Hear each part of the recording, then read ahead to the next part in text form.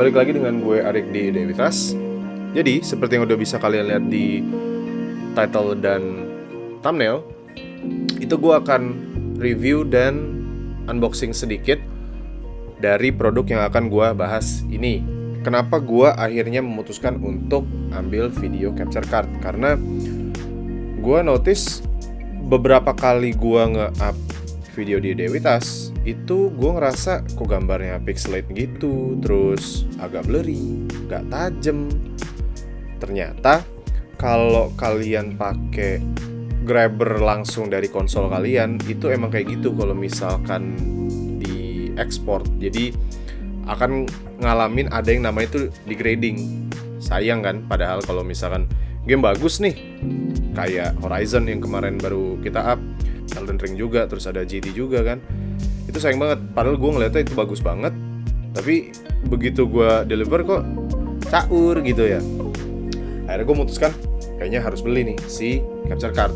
Dan kalau misalkan gue cari, misalnya gue cari nih, kita cari Tokped nih, ya kan, terus ketik misalnya video capture card, begitu ngeliat yang high ranknya, itu harganya 3 juta, mau mampus kan, ya kan.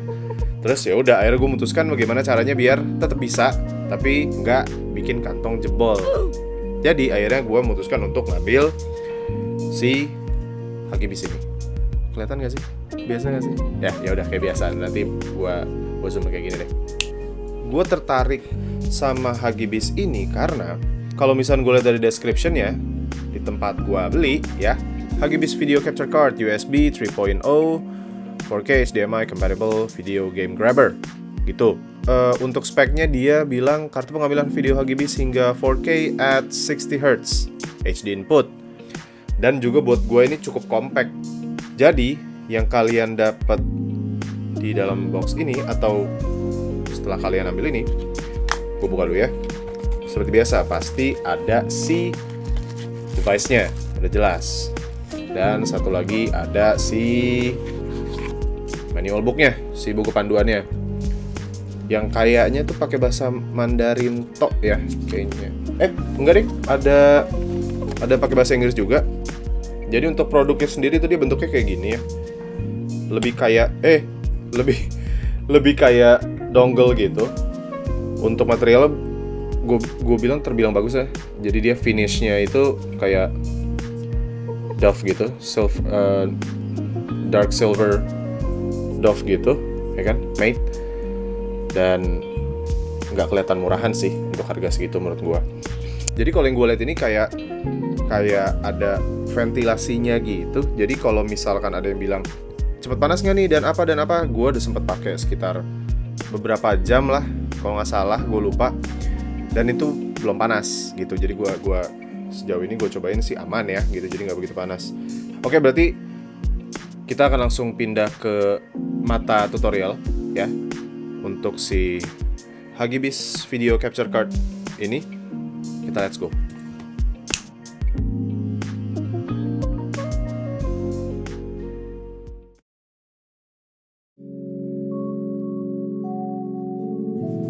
Oke, kita udah sampai di tahap tutorialnya ya. Jadi gimana cara kita pakai si video capture card itu, si Hugibis. Itu yang pasti kalian udah harus ada si OBS ini. Itu bisa ada OBS, ada Streamlabs OBS, dan lain sebagainya. Itu pokoknya udah harus ada itu. Nah, gue udah buka nih. Jadi kalau misalnya kalian mau masukin si gambar PS-nya itu ya, gameplaynya kalian nantinya, itu kalian tinggal masukin aja nih. Di sini ada add source ya. Kalian tinggal pilih tuh di video capture device.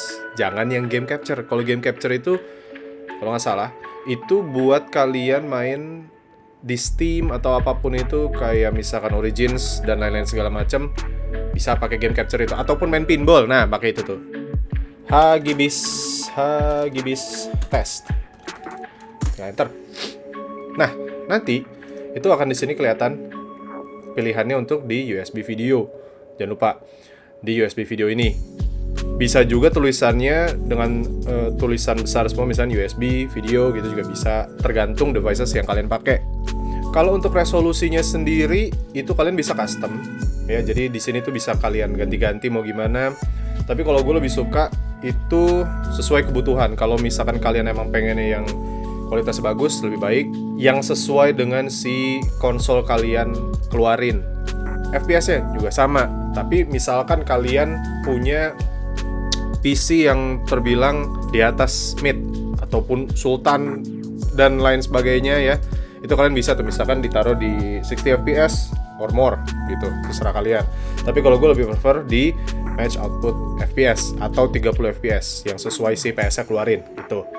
Video format kalian bisa any, kalau color space sesuai dengan selera kalian. Color range-nya ini, gue kasih tau lagi. Color range ini itu sebenarnya lebih signifikan kalau misalkan kalian punya monitor untuk display kalian gitu. Jadi kalau full itu dia akan lebih, yang gue rasain ya, itu hitamnya akan lebih hitam, gelapnya akan sedikit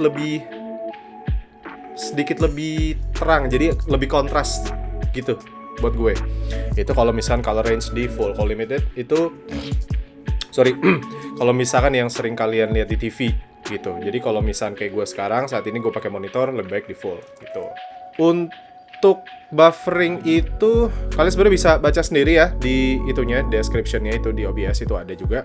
Tapi kalau gue prefer di disable karena gue udah cobain si HGBC ini, dia agak laggy buat gue. Jadi latency-nya tuh lumayan berasa, delay-nya tuh parah sih. Nggak parah, tapi maksudnya buat gue itu agak mengganggu. Terutama kalau misalkan kalian main game berat, Horizon, GT7 gitu ya kan. Itu berat banget, terutama yang kalian harus kanan dan kirinya selalu main, itu akan berasa gitu. Jadi lebih baik di disable aja. Dan jangan lupa nih, di-tick si use hardware decoding when available. Jadi kalian itu si data-datanya dimasukin ke dalam si video card kalian di PC atau di laptop gitu. Jadi lebih baik dicetak. Jadi kalau misalnya kalian udah selesai settingnya dan segala macam, itu akan nongol kayak gini.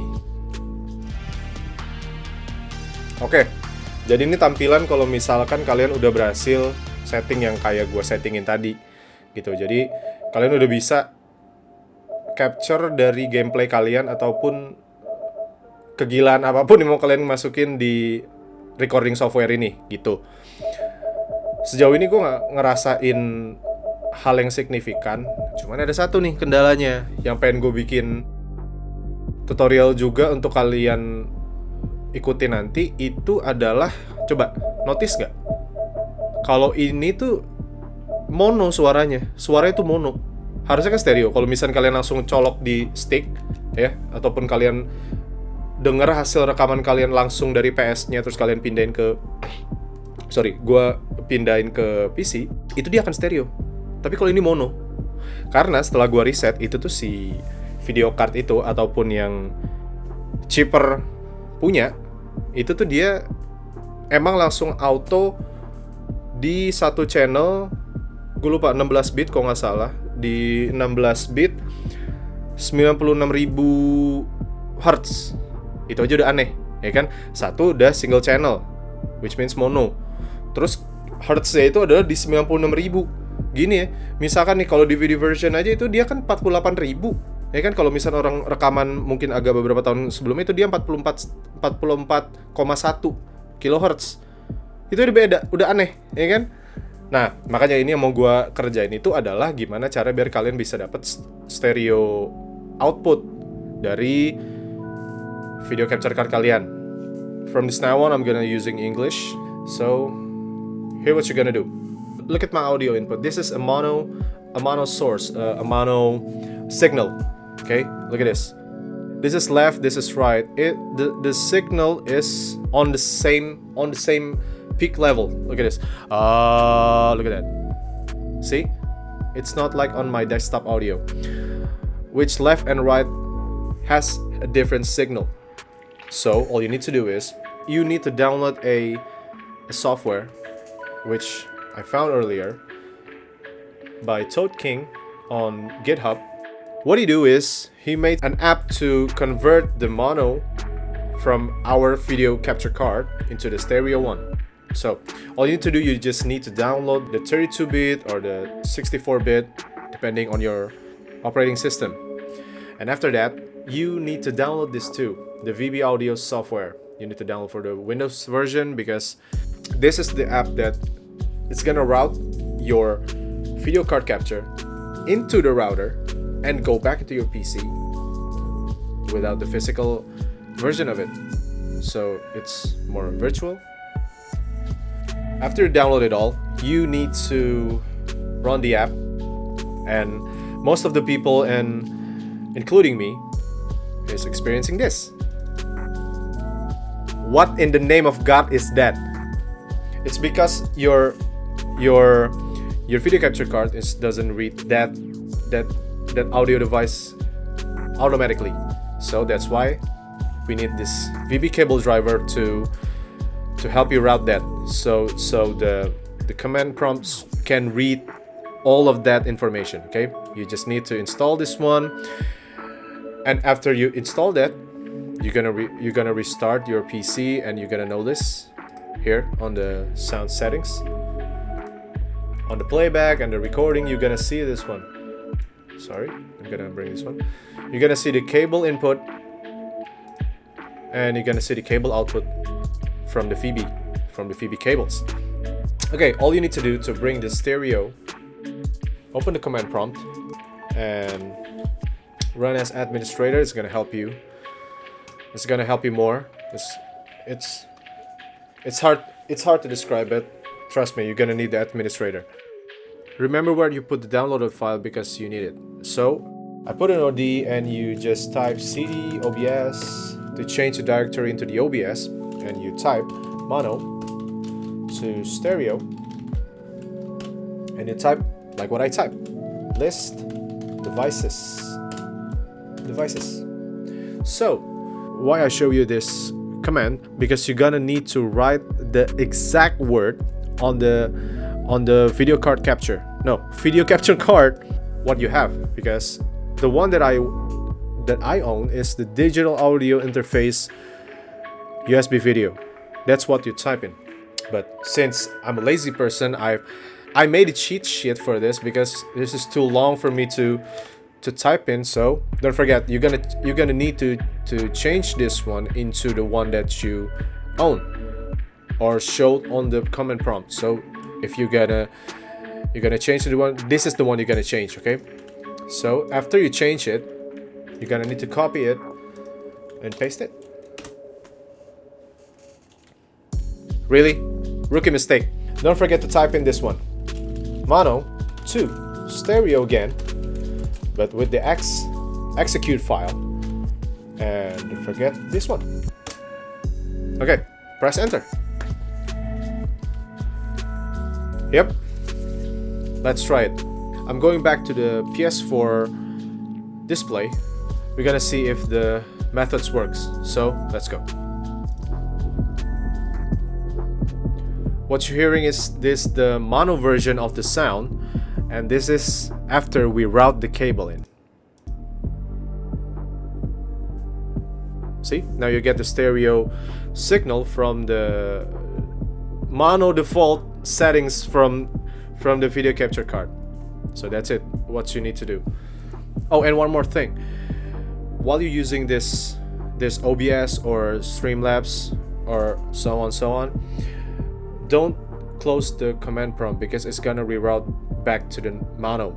So while you're using it, don't ever close the command prompt. So just don't do it. Oh, and I almost forgot one thing that's crucial why we did the mono to stereo converting earlier before, is how to put the stereo signal into your OBS. Okay, you can just add source and click this audio output capture, and as you can see, I already have it. So if you haven't, you can just type finally stereo, and you click OK, and you're all set. Once again, this is the mono signal. It's muffled, it's kind of muddy, and it's just centered on your audio. And here's the stereo signal. See? As you can see, it's more spatial, it's more surround, and it's all over your head, not just straight in the center. So that's how you convert the mono into the stereo and how to put the stereo one into your OBS. And finally, that concludes my tutorial for it. So, kala seriana.